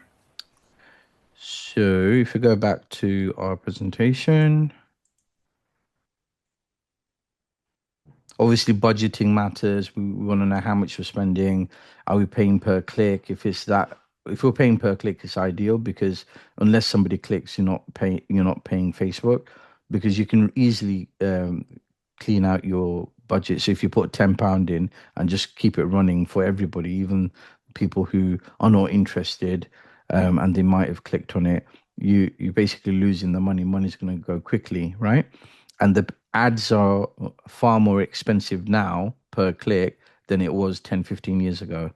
So when the platform was brand new and the ads were brand new, it was a lot cheaper. But obviously, as it got more popular, the price of the ads, like literally how much you pay per click, has increased, and obviously inflation and everything else. So the pricing is more. Before it used to be like zero point 0.0 something like that, but now you might pay 35p, even more than that. I haven't checked how much it is, but be ready for budgeting and making sure your material and content, everything is ready, your buttons are ready, because if you're going to spend money, you need to make sure the ad is also tested. So you can aim some softwares allow you to test between two. How you would do it is you would run two versions of the same ad. If you're not sure, you'd run different versions, you'll test different versions. One way of doing it is getting a competitor's ad that's got a lot of attention, almost copying it, not copying it, not copying everything, but you're copying where they've placed the image, where they've placed the text.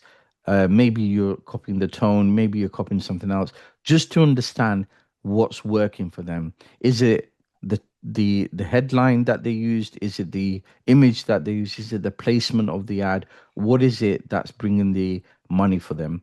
So you might do a little test by not spending too much, but running an ad, just kind of comparing your ad with someone else's ad that is successful to see if you can find exactly where they're winning, and then you use that knowledge to create future ads. If it's a process of elimination, it's a process of trial and error. But if you can find that perfect formula for an ad, you stick to that because you know it's working, and then you can splash money on it. You can literally put hundreds and hundreds of pounds on your ad because you know it's going to bring in the traffic because you've tested it. So first of all, what I would recommend is just kind of, if you're going into running ads, then you need to learn about running ads, and one of the way to do that is, okay, can you put yourself on mute, everybody, because I can hear background noise.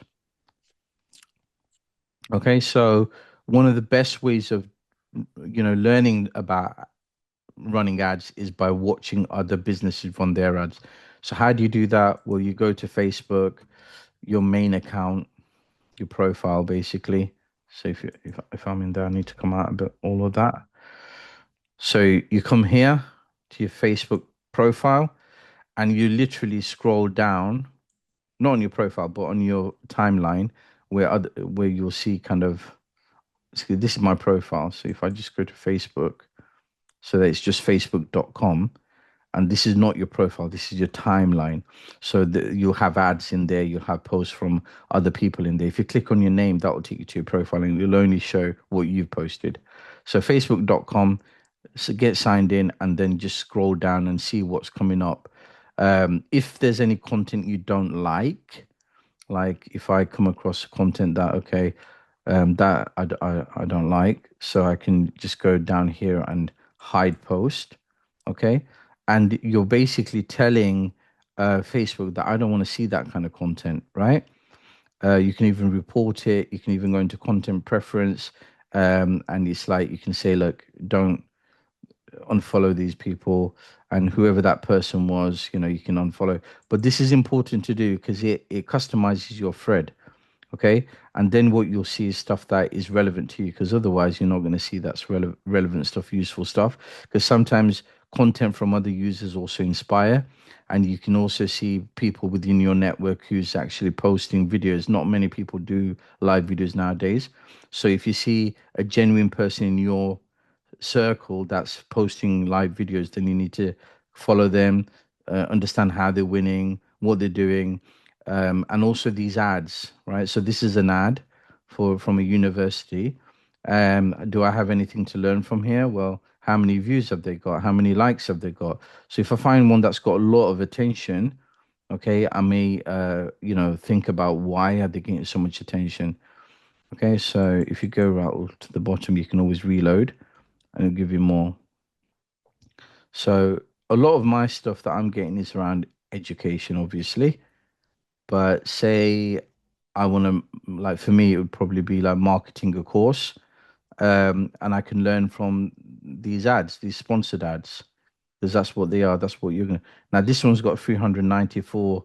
It's got 52 comments, 36 shares. So there's something that they've done, right? So let's have a read. Want to lead in AI revolution? Join John Hopkins University. Learn from industry experts. Okay, so it's very, there's nothing. I can't see anything that they've done special, other than maybe the price. So we can go into the comments and just kind of read the comments. Okay. Sometimes what these people do is they get they pay for like fake comments or fake stuff. So it's not always easy to kind of track real good posts. So yeah, so this is where like this one, coding for kids, it's got a lot of attraction. Okay. So obviously they paid for it.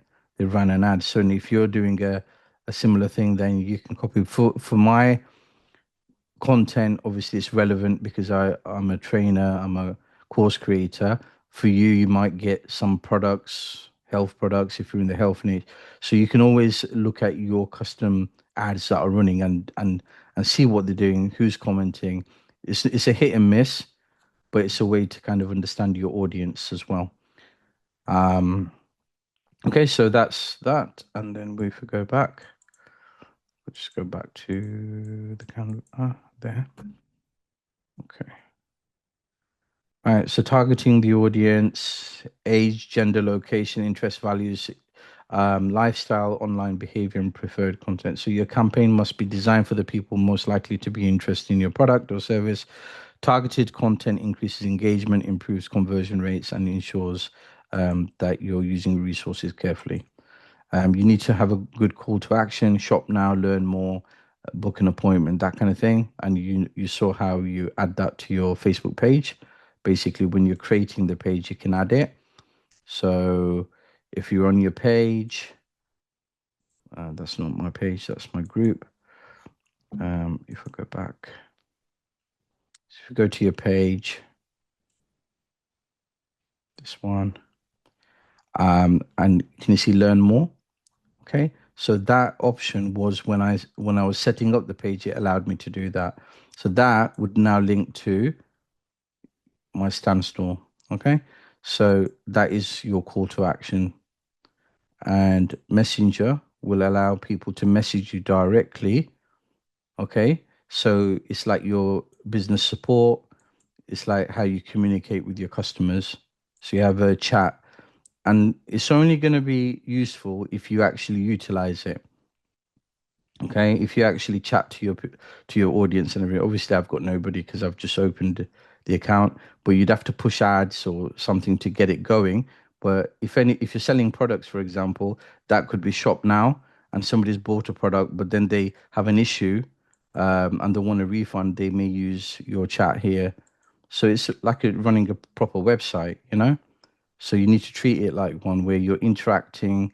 You can post your blog articles here from Medium. You can even send people from here to your Wix website. So you need to treat it like that. But again, it's about taking advantage of Facebook's audience and seeing if you can build a community. And it takes time, but you can see here I've done it with a group, and all the people in that group, the 2,700 people, have come from my profile because I've created content on my profile. Okay, so it's going to take time, unless you want to speed it up and pay for it, pay for ads and get it done quickly. But yeah, CTA is important, so you know what you're telling people to do, and they know exactly what to do. Time constraint scheduling we covered. Okay, the importance of that. Then design and visual presentation. A good design attracts attention. Consistent branding, high quality images and videos, easy to read out layout. So if you're using Canva, you should have professional layouts anyway of your posts, but always keep your brand consistent when you're like creating content. Content quality and messaging, photos, videos, reels, stories, and live sessions. All of it needs to be, like quality, right? So what is quality? Sometimes like the quality, you could think about the actual content. Okay, is it relevant? Is it valuable information? It might be a grainy video. Lighting might not be that great, but whatever information you're giving might be of great value. Okay, so focus on value, uh, quality over quantity. But some platforms like TikTok also reward you for the quantity of posts. And also to wake up the algorithm on Facebook, you might have to, especially if you haven't used it for a long time, you may have to increase the quantity of your posts to get to that point where the algorithm is paying attention and saying, okay, this account is now active again. I am going to consider sharing that information to the followers. If you haven't been active for a while, it might kind of, even if people are following your account or your page, it might not really show it them on their timeline, right? So you need to think about that, just kind of waking it up a bit. But quality is important. Budget, we talked about budget, ad spend, content creation cost, graphics and graphic design and influencer fees. All of this is important to understand. Obviously, ads will cost money, but also any equipment. But then we've covered that in other sessions where we've talked about lighting, we've talked about cameras. So at some point you're going to cover it. Some point you're going to be able to afford it. When when are you going to do it? Well, it's up to you, but you will keep on facing those times when, oh, I wish I had a good camera so I could create a good decent quality Facebook Live. Or it could be, I wish I had a good camera so I could create a TikTok. Or I wish I had a good camera so I could create pictures for my website. At some point you're going to be investing in that, but it'll be your right time. So while you're kind of building everything up, you may have to resort to something that isn't ideal, but you make the most of it. For example, I'm posting on TikTok right now with my phone. Recent experiences, that at night, like now, I've got the ring light on.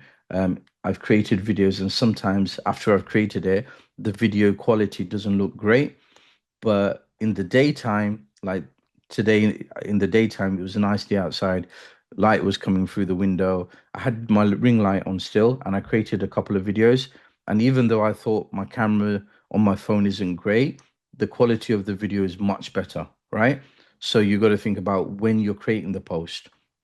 If it's in daylight, with the right lighting, the quality will increase dramatically. And then you're not having to spend money on a camera, like an expensive camera. You're doing well with what you have. So you just kind of, you know, do what you have to do until you can afford something better. But one thing I do say is invest in a professional mic, especially if that's your strength.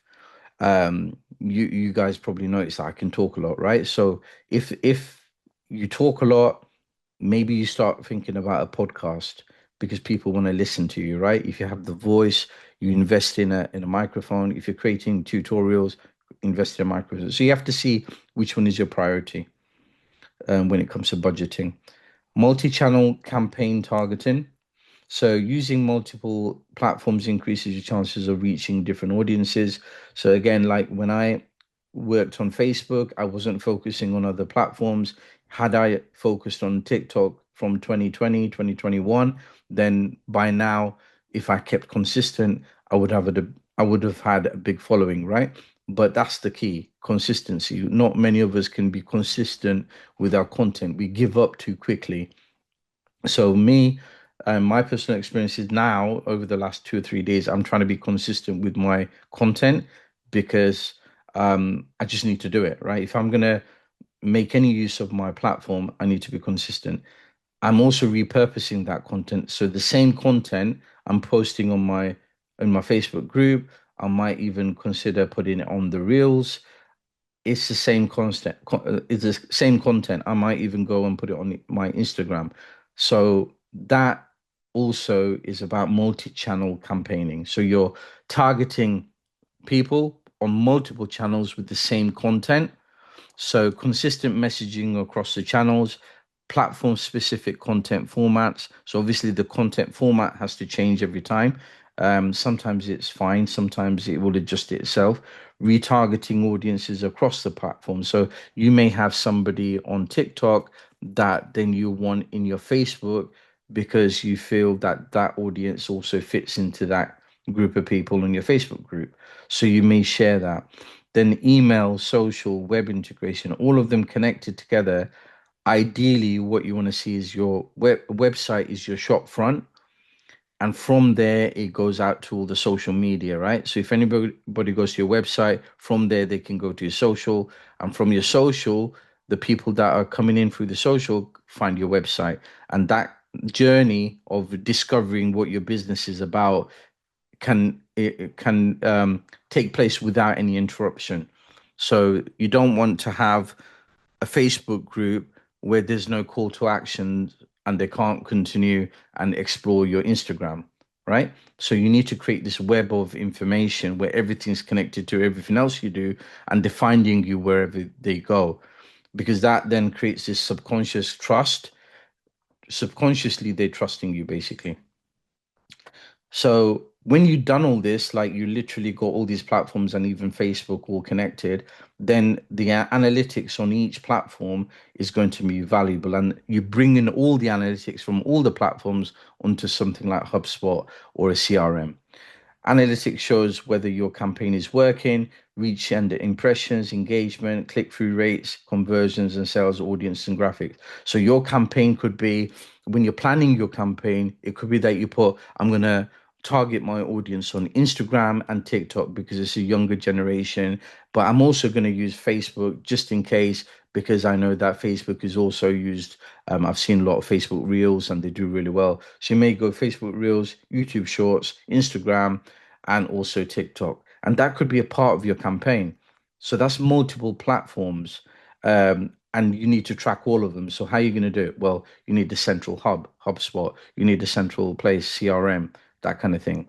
But each individual also has their own analytics, which you can bring in and use or watch separately. Okay, so we looked at the scheduling the task, how you can do that on Meta Business. So we covered that. I'm gonna just make sure that you know how to do that. So create two different types of content and schedule them to be published. Okay, so if we just revisit here, you can see that you can post through Meta Business Suite. I'm just going to quickly show you how that's done. Go to Facebook, go down to see more, go down to Meta Business Suite. Your URL changes, so you can save that business.facebook.com. You may have to sign in. If you once you sign in, you'll be here. Once you're here, you create your post from here and you schedule your post. Okay. So if you've got a Facebook page, if you manage to do that, go into your business profile now. So your Meta Business Suite, and just play around with the scheduling post. So you can, if you want, you can schedule a post, add a photo and so on, and just kind of understand that this is where it can be done. Obviously, the active times is not available right now, but I just want to make sure that you all know how to do this, how to schedule a post. But also from your Facebook page profile, sorry, this is for the page, but if you've got a profile, obviously you have, because you have to have an account. I'll go there. And here I would post. Okay, so if I wanted to post here on my profile, can I schedule a post here? Just checking. Doesn't seem like it at the moment. If I just type in something, it doesn't seem like I can schedule. Okay, so that function doesn't seem to be there.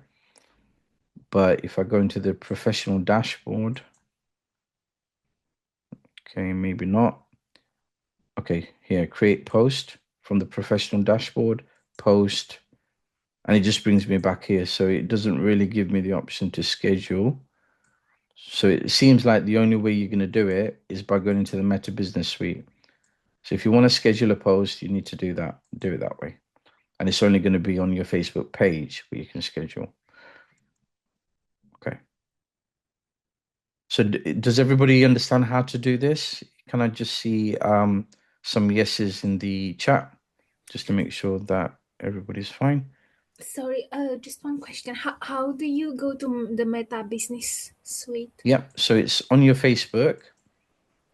Okay, if I just leave that now. On your Facebook, you've got some options on the left-hand side here. To make sure that you can see Meta Business Suite here, you may have to click see more. So if I just reload this, can you see it says see more here? Mm-hmm. Can you see it? Yes. Yep, you click on that and it just brings up more options, yeah? And then within that, you'll see it here. Found it? No, I haven't got it actually. I think Okay. maybe because it's new, my page. It could be because it's new. It could be also because you haven't turned it into a professional profile. So just give it some time because it's a new profile. It may need followers first. It may need some content. So before that, you might not be able to see it. So create the posts without scheduling it. Just get active on it, and Facebook will congratulate you at different milestones. So it will say, "Congratulations, you got your first follower. Congratulations for your first post." You're starting to get more interaction. So it'll always motivate you in that way. Just kind of follow that, and then at some point it will tell you, do you want to convert it to a business profile?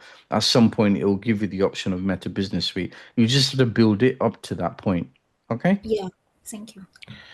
Right, so let's go back here. Okay, before that I wanted to check if everybody can, I just want to go to the, okay, so yes, it looks fine. Yes. Okay, everybody seems to be fine with the scheduling. Okay, that's good. And then if we go back to the presentation. So the next page is the questions. So it's question 1 on unit 5 and question 2 on unit 5, right? So those of you on the certificate, you don't need to complete those questions. But if you're, doing the diploma, then you do need to do them. Is that clear, everyone? But the content itself is relevant, as you can see, because it's Facebook. It's understanding that. So the question themselves is explain the use of social media and digital marketing campaigns, and explain the factors to consider when creating a social media campaign. So for the first question, explain the use of social media and digital marketing campaigns. Simple, basically reaching out to customers, targeting your customers, creating an interest in your products, getting them through the sales funnel. But mainly it's about attracting, nurturing, and getting them to take action. Reaching your customers is a big one, right? Interacting with them, building that relationship with them. This is what you talk about, is because you have to explain it. So you have to go into detail about that. Question 2, explain the factors to consider when creating social media campaigns. Location, subject, who's interested, who is your target audience, time of posting, what are you trying to achieve, all of this stuff. So again, we've covered these questions, these things in other units as well. So it should be easy for you if you're doing unit 5 questions, if you have to do it. If you don't have to do it, you don't need to, but you still can answer them if you like. No worries. It's like if it's going to help you. Course impact. So basically, we looked at social media in a digital marketing campaign. Basically, we looked at Facebook specifically, and when we creating a social media marketing campaign, what things to consider. Like we looked at the audience, we looked at the type of post. Also understanding why using Facebook for business is important. Okay, so why is it important? Basically, Facebook has been targeting businesses. It's made it as if like you have to have a business, you have to have a Facebook page. A lot of people who haven't even got a website have a Facebook page, right? Because they already had a Facebook account because of their friends and family. All they had to do is switch it to a business, or it's a similar layout, so they knew how to open a Facebook page quite easily. So a lot of businesses do have a Facebook page, and they use it as a website, as their business website. All right, so that's why it's important to understand that it's a mature platform, and people have certain expectations, and it also works like a website. You can put your contact details and everything. So we covered that. Be able to set up a business page. Obviously some of us had some issues, but it's about how new that page is. And once you started creating some content, and the other options will start opening up. So work on that with your account. If you forgot your password, just try to remember it. If you can't remember it, go through the process of verifying it. And then once you've got your profile sorted, then you can open that business page and customize it and understand how to publish content. It's really step by step, and it just tells you to publish. And you can do that.